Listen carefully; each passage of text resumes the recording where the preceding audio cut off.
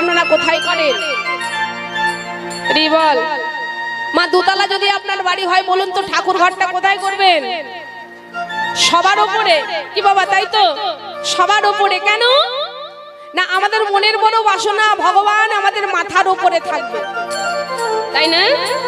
ভগবান মাথার উপরে থাকবে, কিন্তু বলুন তো বাবা কথাটা কি সত্যি? কি গো, কথাটা কি সত্যি? তাহলে কেন আমরা ভগবানকে ওপরের ঘরে রাখি? মনে রাখবেন বাবা, আমরা ওপরের ঘরে কেউ থাকতে পারবো না বলে ভগবানকে রাখি। কেন না? ওপরের ঘরে ভগবানকে রাখার কারণ হচ্ছে ওই ঘরে কেউ থাকতে পারে না। কেন না? গ্রীষ্মকালে ওই ঘরটায় গরম বেশি, শীতকালে ঠান্ডা বেশি বাবা। তাই আমরা ভগবানের জায়গা করে দিয়েছি। এইগুলো ভেবে দেখেছেন? এগুলো ভাবতে হবে, মনে রাখতে হবে। তাই দেবর্ষি নারদ সব জায়গায় নিমন্ত্রণ করলো বাবা, কিন্তু বৃন্দাবনে নিমন্ত্রণ করলো না। এবার যখন গোবিন্দের কাছে গিয়ে দাঁড়িয়েছে, গোবিন্দ জিজ্ঞাসা করছে, কি গো নারদ, তুমি সব জায়গায় নিমন্ত্রণ করেছো তো? নারদ বলছে, হ্যাঁ প্রভু, আমি সব জায়গায় নিমন্ত্রণ করেছি। ভগবান তখন বলছে, হ্যাঁ গো নারদ, তুমি না আমার বড় ভক্ত, তুমি আবার কবে থেকে মিথ্যে কথা বলতে শিখলে? আর যেই বলেছে মিথ্যে কথা বলতে শিখলে, তখন কি বলছে জানো? বলছে, শোনো নারদ, তুমি ভুলে গেছো যে এই জগতে সবাইকে ফাঁকি দেওয়া যায়, কিন্তু কেউ কোনোদিনও ভগবানকে কেউ ফাঁকি দিতে পারে না বাবা। কেন না? অনন্ত কোটি ব্রহ্মাণ্ড প্রতি লোমকূপে যার, তাকে ফাঁকি দেবার সাধ্য আছে বলো কার? ভগবান বলে কিছু নেই যারা ভাবে মনে, তারা কি জানে না জন্ম মৃত্যু হয় কেন? জন্মিলে মরিতে হয় এত সময় জানে, কিন্তু আত্মার যে মৃত্যু নাই কজন ভাবে মনে। মায়ের কোলেতে শিশু যেমন স্তন করে পান, সেমতি সর্বজীব ঘটে বিরাজিছে ভগবান। সবাইকে ফাঁকি দিলেও ভগবানকে কেউ কোনোদিনও ফাঁকি দিতে পারে না বাবা। তাই ভগবান বললেন, শোনো নারদ, স্বর্গের দেবতারা কেউ আমার যজ্ঞে আসুক আর নাই আসুক, বৃন্দাবনের প্রত্যেকটা প্রজাপতি যেন আমার যজ্ঞে আসে। কেমন? তাই যাও, তুমি অবিলম্বের সকলকে নিমন্ত্রণ করে এসো। তা বাবা, আজ দেবর্ষি নারদ চলেছে কোথায় না? বৃন্দাবনে। আচ্ছা বলুন তো বাবা, দেবর্ষি নারদের বাহন কি? ঢেঁকি। বাহ, তাহলে আজ ঢেঁকি বাহনে দেবর্ষি নারদ, আর যেই না বৃন্দাবনে এসে দাঁড়িয়েছে, আর বৃন্দাবনে এসে দাঁড়ানো মাত্রই আজ কি দেখছে গো? বৃন্দাবনে এসে কি দেখছে? বৃন্দাবনে এসে দেখে সারা বৃন্দাবন যেন আধার হয়ে গেছে। সারা বৃন্দাবনটা যেন শ্মশান হয়ে গেছে। এই বৃন্দাবনে ফুলে ভ্রমর আর গান করে না, ধেনুবংশের দল তারা বিচরণ না করে গোবিন্দের আশাপথ পানে চেয়ে চেয়ে কাঁদছে আর বলছে, দয়াময় একবার দেখা দাও,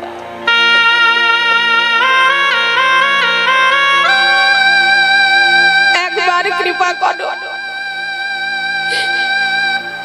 এই বৃন্দাবনের কথা কি তুমি একেবারেই ভুলে গেছো দয়াময়? সারা বৃন্দাবন যেন আধার হয়ে গেছে, সারা বৃন্দাবনটা যেন শ্মশান হয়ে গেছে। হরি বল, হরি বল, হরি বল, হরি বল। গোবিন্দ যখন বৃন্দাবনে ছিল না, বৃন্দাবনের অবস্থাটা যে কেমন আপনারা কিছু কিছু শুনেছেন বাবা। কি গো, শুনেননি? হ্যাঁ, ওই যে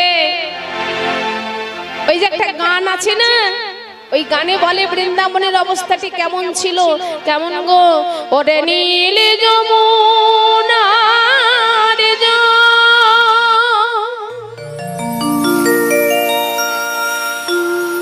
বলে রে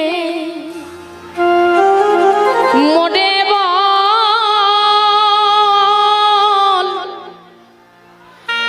কোথায়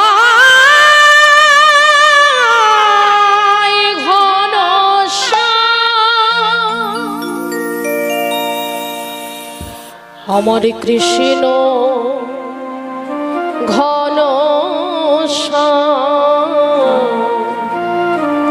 ওরে নীল যমুনা রে। কি গো, শুনেছেন কি বলে কেঁদেছিল? ওরে বলে রে জামা শ্যামল কোথায়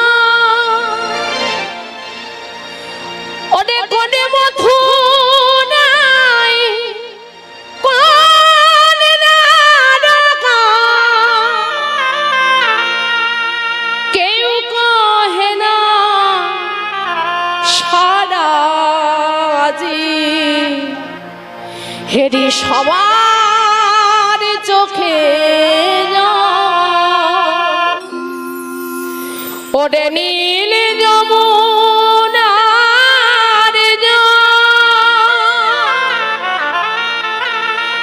বৃন্দাবনের রাখালগণ ধেনু বৎসের দল বিচরণ না করে কাঁদে কানা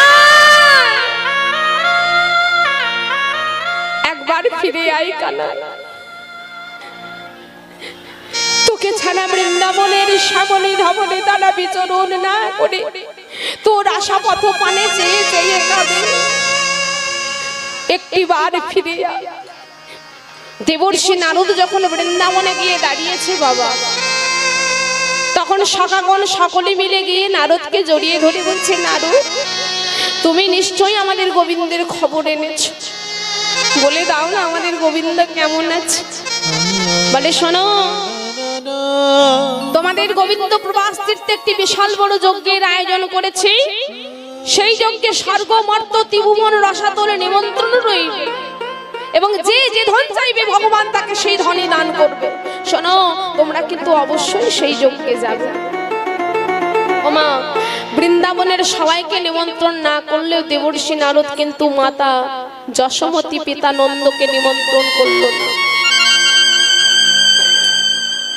নিমন্ত্রণ যখন করলো না, তখন নন্দরানী নন্দ মহারাজ কাঞ্চার বলছে, নন্দরানী গোপাল তো আমাদেরই ছেলে, তা ছেলে যদি কোনো যজ্ঞ ধর্ম অনুষ্ঠান করে তাতে মাতা পিতার নিমন্ত্রণের প্রয়োজন হয় না। ছেলের যজ্ঞ ধর্ম অনুষ্ঠানে ছেলের মাতা পিতা যদি বিনা নিমন্ত্রণে সেখানে যায়, সেখানে কোনো অপরাধ হয় না।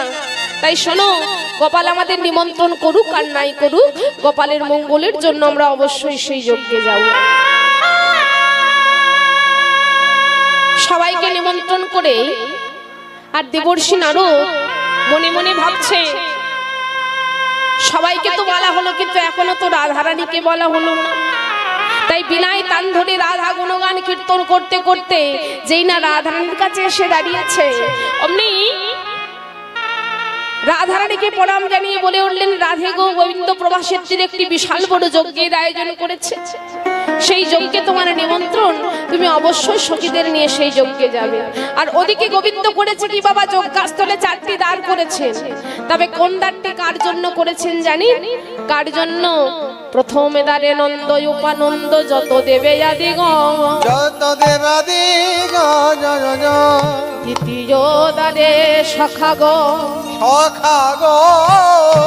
তৃতীয় দ্বারে আমার মাতা যশোমতী, মাতা যশোমতী, চতুর্থ দ্বারে আমার শ্রীমতী রাধা রানী। রাধা রানী।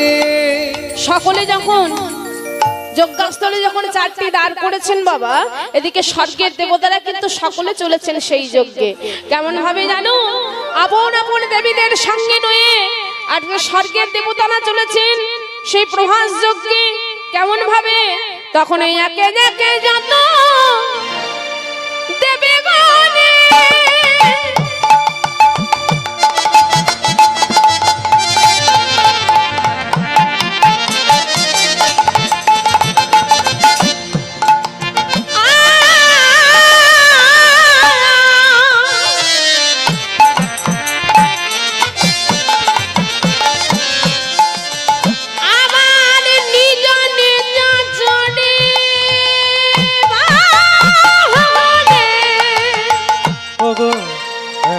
একে সব দেবগণে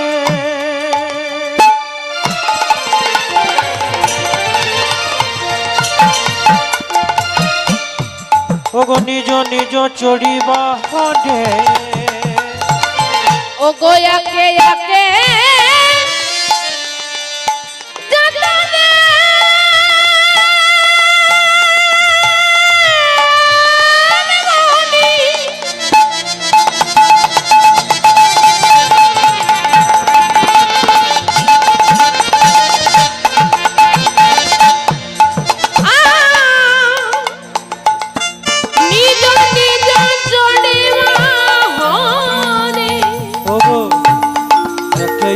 যত দেবগণে নিজ চড়ি বাহনে প্রভাসে ওই তীরে আসি উপনীত হলাম।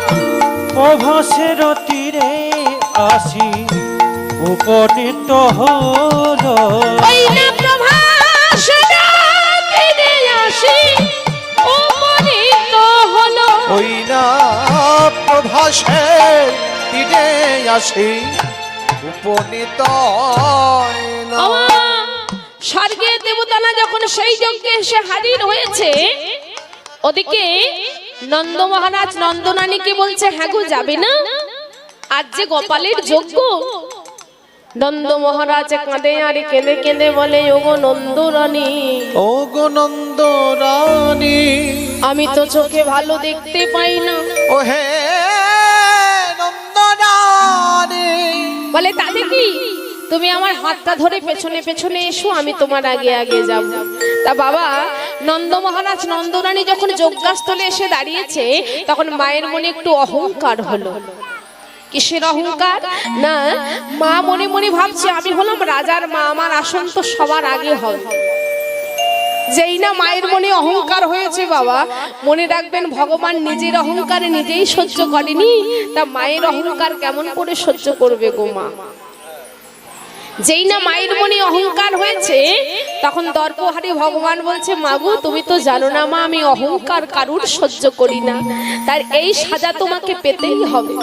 তাই গোবিন্দ করলেন কি না, যে দাঁড়িয়ে দাঁড়িয়ে দাঁড়িয়েছিল সেই দাঁড়ির মায়াটুকু হরণ করে নিয়ে তাকে শুধু দিলেন ক্রোধ। আর যেই না ক্রোধ দিয়েছে, মা নন্দরানী দরজায় গিয়ে বলছে, দাঁড়ি একটি বার আমায় দাঁড় ছেড়ে দে দাঁড়ি, আমি আমার গোপালের কাছে যাব। কতদিন হয়ে গেল আমি আমার গোপালের মুখ থেকে মা ডাক শুনিনি, একবার আমি আমার গোপালের কাছে যাব। দাঁড়ি ধমক দিয়ে বলে, নাই কে তুই? কাঙালিনী অনাথিনী ভিখারিনী কোথাকার, কে তুই? কেন এখানে এসেছিস? গোপাল তোর কে হয়? আর যেই বলেছে বাবা গোপাল তোর কে হয়, তখন মা নন্দরানী কাঞ্চারি বলছে, কি বললি? গোপাল আমার কে হয়? শুনবি দাঁড়ি, গোপাল আমার কে হয়? তাহলে শোন গোপাল আমার কে হয়। তাই মা কাঁদছে আর কি বলছে জানো, বলে কথা শোনে রে দাঁড়ি তোর করে ধরি, শোনে রে দাদে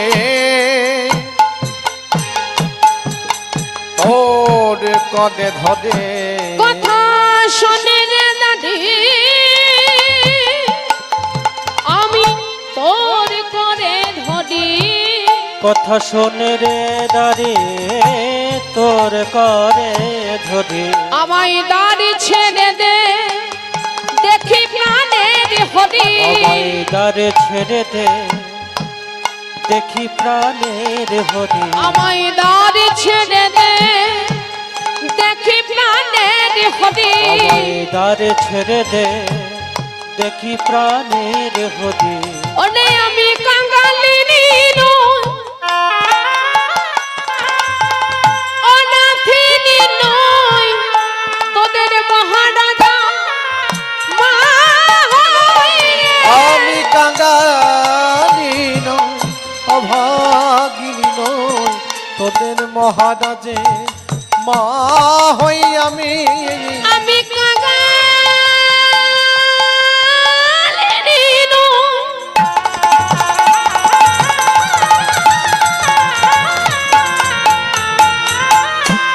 অনাথিনী নই, তোদের মহারাজা মা হয়ে। ওগো আমি কাঙালিনী নই, অনাথিনী নই, তোদের মহারাজা মা হই রে। কথা শোনে রে দাদি তোর করে ধরি, কথা শোনে রে দাঁড়ি তোর করে ধরি, কথা শোনে রে দাদি তোর করে ধরি। কথা শোনে রে দাঁড়ি তোর করে ধরি। আর যেই না দেখেছি বাবা মা এমন ভাবে কাঁদছে, মা তখন কেঁদে কেঁদে বলে দাদি রে, দাদি রে, এই দেখে ঘর হতে বড় সাধে করে নবনী এনেছিলাম, গোপালের বদনে দেব বলে, আর গোপালের মুখ থেকে মা ডাকে শুনবো বলে। শুনবো বলে দাড়ি ধমক দিয়ে বললেন, কি বললি? তুই তোর গোপালকে নবনী খাওয়াবি? এই নে খাওয়াচ্ছি ননি। এই বলে দাড়ি লাথি মেরে নবনীর থালা ফেলে দিয়েছে। লাথি মেরে যখন নবনীর থালাটা ফেলে দিল, আর ফেলে দিয়ে শুরু করেছে মায়ের অঙ্গে বেত্রাঘাত। চলে যা বলছি, বেরিয়ে যা বলছি, চলে যা। মা তখন নবনীর থালা হাতে নিয়ে কাঁদছে আর বলছে, গোপাল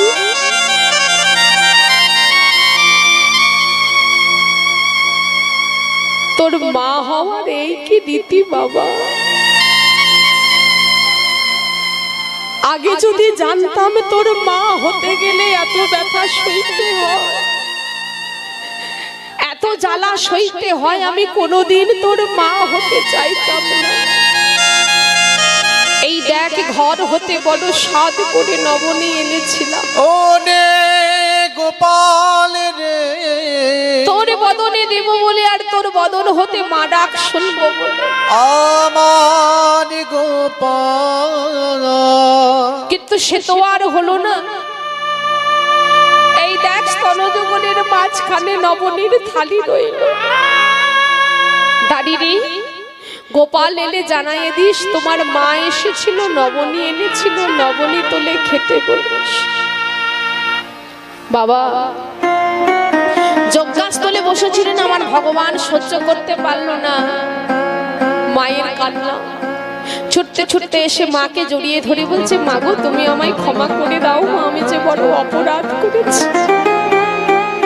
মা তখন কাঁদছে আর বলছে, হ্যাঁ রে গোপাল, ক্ষমা কি রে গোপাল? হ্যাঁ ক্ষমা কি? আয় আমার বলে আয়। মা সেই ধুলো মাখা নবনী গোপালের বদনে দিচ্ছে, গোপাল তাই আনন্দ মনে সেবা করছে। অদূরে দাঁড়িয়েছিল নন্দ মহারাজ। নন্দ মহারাজ কাঁদছে আর বলছে, হ্যাঁ রে গোপাল, আমি অন্ধ হয়ে গেছি বলে কি আর আমার কাছে আসবে? গোপাল তাড়াহুড়ো করে মায়ের কোল থেকে নেমে পিতাকে যেই না জড়িয়ে ধরেছে, নন্দ মহারাজ তখন গোপালের বদনে গোপালকে জড়িয়ে ধরে এক হাত দিয়ে গোপালের মাথায় হাত বুলিয়ে দিচ্ছে। আর নন্দ মহারাজ কি বলছে জানেন মা? গোপালের মাথায় হাত বুলিয়ে দিচ্ছে আর বলছে, ওরে বলে দেখি রে শ্যাম, তোর কিসের অভিমান, কেমনে ভুলিলি মোরে?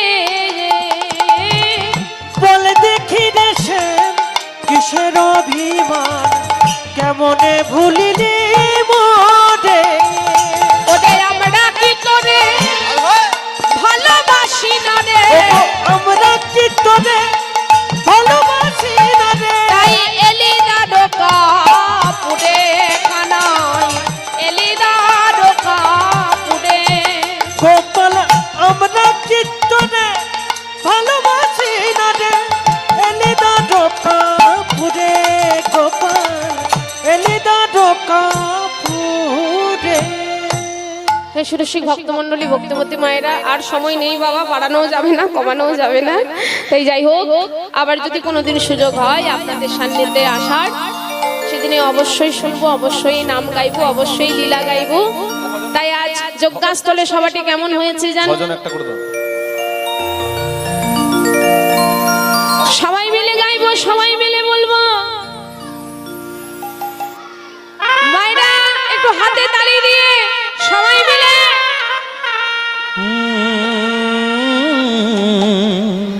কি বলে গাইবো? আরে রাখাল রাজা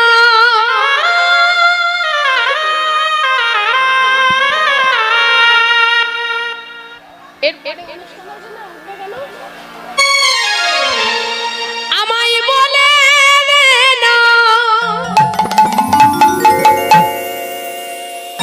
বলে কোথায় বৃন্দাবন? মায়েরা উলুধ্বনি, উলুধ্বনি।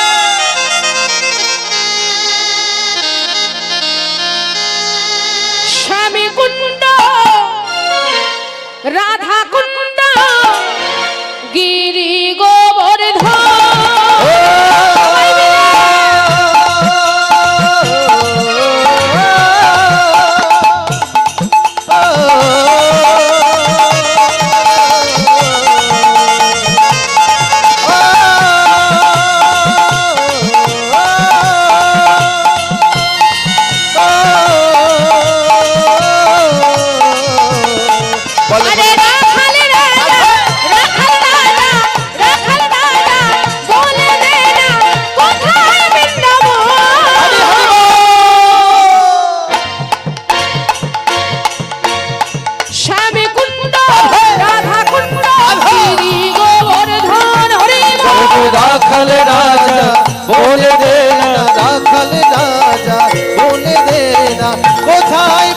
যাবো ওরে শ্যামী কুণ্ড রাধা কুণ্ড দেবী গোবর্ধন কুঞ্জ রাধা কুঞ্জ গিরি গোবর্ধন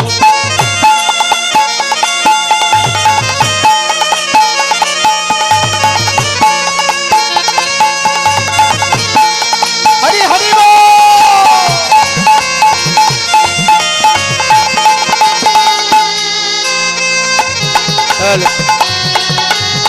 ভক্তমণ্ডলীকে জানাচ্ছি আপনারা টাকা পয়সা ঘুরবেন না প্রণয় বা ওরে বৃন্দাবনে ফুল ফুটেছে লালে গোলাপার সাদা ফুল ফুলে কৃষ্ণ আছে ফুল ফুলেতে রাধা